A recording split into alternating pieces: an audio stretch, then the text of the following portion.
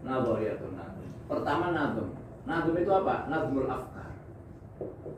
Nadhm itu nadhmul afkar. Apa nadhm itu? Ngatur. Ngatur apa?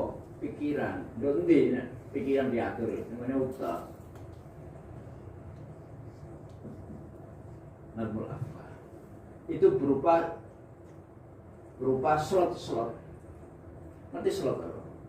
Ngerti bejana-bejana yang kosong.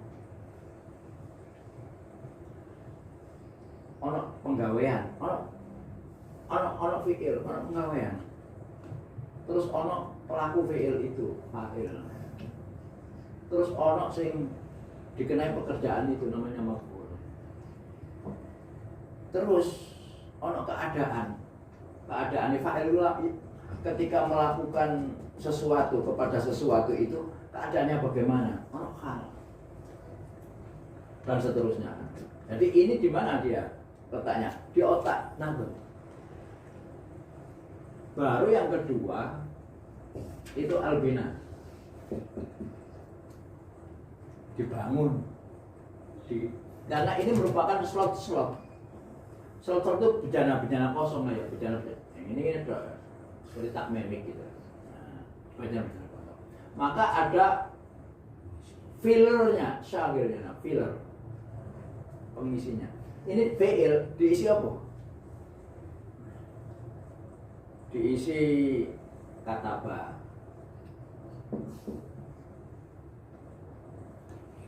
Terus fa'ilnya diisi apa? Nah, di sini ada pertikaian pendapat. Apakah mufradat itu masuk struktur apa tidak? Mu'jam itu masuk struktur apa tidak? Kebanyakan para linguis modern tidak memasukkan. Tamam Hasan, Amal Bisir memasukkan. Sehingga strata struktur itu dimulai dari as-saut, suara, kemudian sorof, murfim, kemudian sintaksis. Nah, ini mu'jam masuk. Baru kemudian semantik, limo. Tapi sebagian lain tidak memasukkan mufradat. Oleh karena itulah maka Tamam Hasan dari Mesir itu menulis sebuah artikel yang kemudian artikel ini dibukukan bersama artikel-artikel yang lain di dalam sebuah buku namanya Al-Maqalat, diterbitkan di Ummul Qura, kemudian diterbitkan di Mesir, menjadi disempurnakan menjadi 2 jilid. Kalau yang di Ummul Qura cuma 1 jilid. Menulis sebuah artikel tentang mufradat itu masuk sistem apa tidak. Kalau kataba iki tak kei kataba al-baitu. Iso ndak? Rip, iso enggak kata balba itu? Gak iso. Ya berarti ini ada aturan mufradat itu. Kalau kata fi'ilnya itu butuh mufradat yang punya ruh, jiwa yang bisa bergerak. Dalam hal ini walat bisa. Berarti mufradat itu punya aturan itu.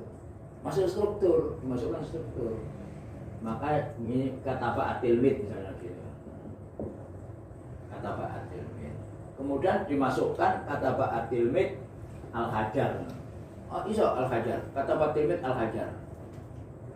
Kata atilmid yanamu. Bisa? Tidak bisa.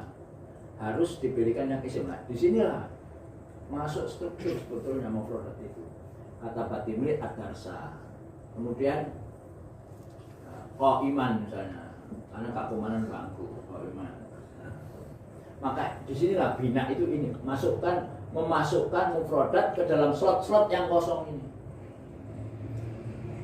Nah, sekarang yang menyangkut ini, baru yang ketiga tartib. Nah ini, tartib. Mengapa kok saya ada di situ tadi kok meloncat sini? Ini karena ini ada tartib rutbah. Tartibnya di depan, di akhir, fi'il, fa'il, atau fa'il dulu baru fi'il.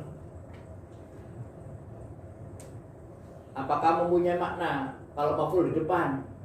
Kataba Muhammadun ad-darsa, ad-darsa kataba Muhammad. Apa beda artinya? Kataba Muhammad ad-darsa dengan ad-darsa kataba Muhammad. Beda. Nah, karena apa? Karena yang ketiga, untuk itu ada tartib.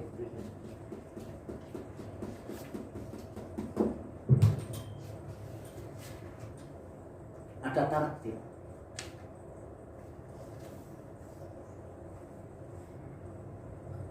Maka kapan seseorang itu menerjemahkan fi'il fa'il maf'ul menjadi kata batilmit ad-darsa atau atilmit kata badarsa? Bisa kata batilmit ad-darsa, bisa juga atilmit kata badarsa.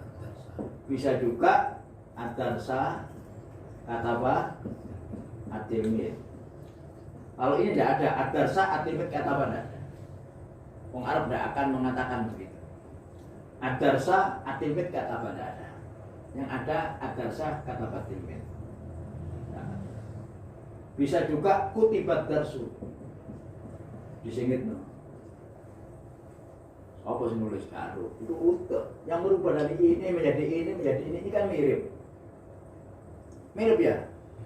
Lalu bagaimana mekanisme otak bisa merubah kalimat-kalimat yang mirip ini? Kalau yang dijadikan sasaran tembak penelitian hanya yang keluar dari mulut, maka ketemu ke situ itu. Tidak ada hubungan dengan yang lain. Tapi karena yang dijadikan sasaran tembak itu, yang di otak mekanismenya bagaimana seorang manusia itu bisa merubah kalimat kata batilmit menjadi atilmit kata apa? Maka kaidah inilah yang dinamakan merubah-rubah gini, namanya kaidah takwiliyah transformasi grammar. Bisa taghir tartib mutasi, taghir tartib lah ini ya, ada hubungannya. Taghir tartib merubah urutan. Nah di sini mempunyai muncul di sini tartib, baru keempat cerdas sini taklik. Taklik. Kalau seandainya pendapat Al-Jurdani masalah taklik ini dipraktekkan oleh ahli nahwu dan sebagainya, maka tidak ada nadhariyatul amil, tidak ada. Tidak ada. Semuanya karena alaqah. Taklik itu alaqah. Mengapa atilmit ini menjadi fa'il? Karena isim taklik. Yang kedua, karena setelah kataba. Kemudian wong Arab ngomongin kataba tilmi itu, tak tilmi lah. Nah, baru kemudian korina maknawiyahnya. Kataba, hubungannya kataba dengan tilmid alaqah fa'iliyah. Nah, dengan empat ini maka ditentukan atilmid ini menjadi fa'il. Itu karena apa? Karena taklik. Ditaklik. Karena taklik. Maf'ul bih. Mengapa kok maf'ul bih? Karena satu isim. Mana maf'ul bih itu fi'il? Nah, fi'il harus dirubah menjadi isim tambahan. Kemudian rutbanya sekalipun hurrah tidak makfurah, bisa letaknya setelah fi'il fa'il. Bukan berarti wajib makfurah tidak, tapi hurrul rutbah bisa di depan. Tapi asasnya utama maf'ul bih itu karena isim. Kemudian letaknya setelah fi'il fa'il. Setelah itu ada fathahnya, mansub. Setelah itu alaqohnya alaqoh maf'uliyah 4. Nah, itu karena taklik. Alaqoh. Nah, dari keempat inilah 1, 2, 3, 4. Inilah yang dikatakan dengan nadhariyatul nazm. Sebetulnya tidak beda banyak dengan apa yang dikemukakan oleh Wolfram Noam Chomsky tentang transformasi generatif grammar. Mungkin Chomsky itu ngeblat, plagiat. nang Abdul Qahir Al-Jurjani. Karena bapaknya Chomsky itu ditengarai ahli bahasa Smith. Karena bapaknya Chomsky itu adalah ahli bahasa Smith, ahli filologi, dan keahliannya bahasa Smith. Bahasa Smith yang paling besar itu bahasa Arab, kalau bahasa Ibrani. Bahasa Ibrani juga karuan, bahasa Arab. Kemungkinan bapaknya Chomsky moco buku Abdul Qahir Al-Jurjani. Chomsky ngrungokno ngintip. Allah. Ini munculnya apa itu munculnya teori Nazari.